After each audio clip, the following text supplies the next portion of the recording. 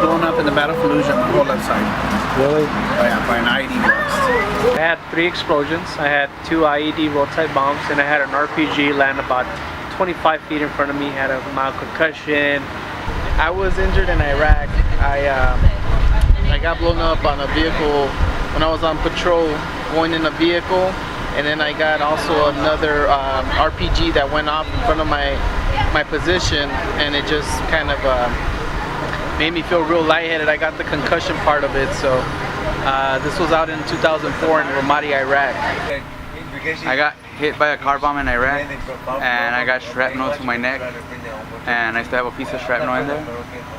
And I got TBI, post-traumatic stress, and a lot of avoidance issues.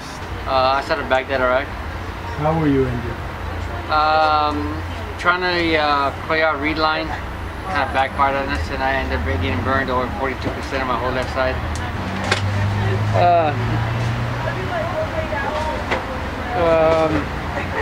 Skin grafts, burns all the way here, burns here,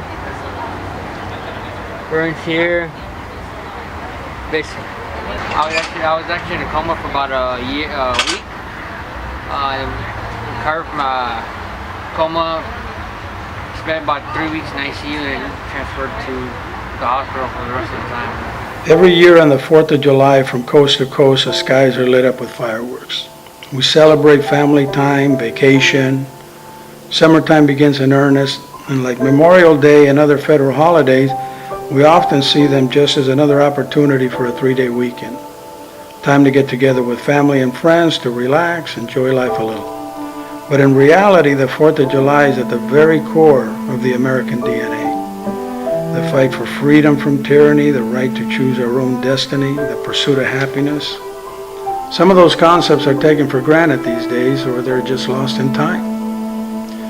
But from our very beginning, at one point or another, every generation of American has had to answer the call to arms. They're always our young, our sons, our daughters, our kids and grandkids. We don't think of them as heroes until we realize the totality and the scope of what they've done, and actually see what a price they paid and continue to pay. Can we truly understand why we call them heroes? We rarely make the correlation of where would we be today if not for our veterans. Our Constitution is a wonderful document, but who backs it up?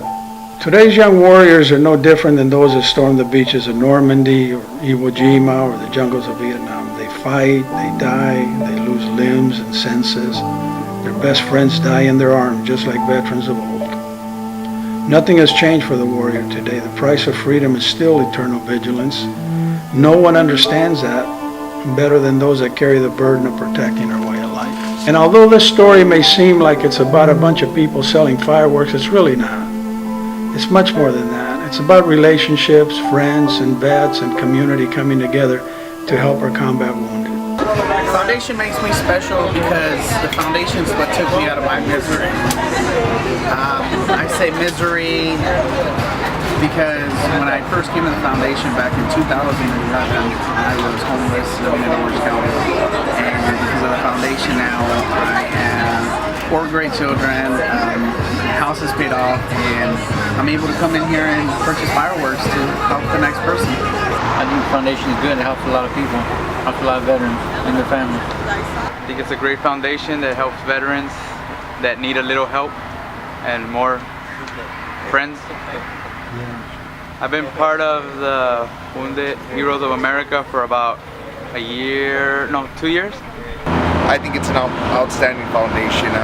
There's not many like it that are truly out there to help the vets at all costs. A lot of foundations that are out there now are worried about their own reputation in the community. This foundation is really committed to helping the troops and helping the veterans that serve our country. It's been a blessing. It's really good. It's very motivating. Has a lot of good venues and inspires other soldiers to do better in life and to interact with the community as one.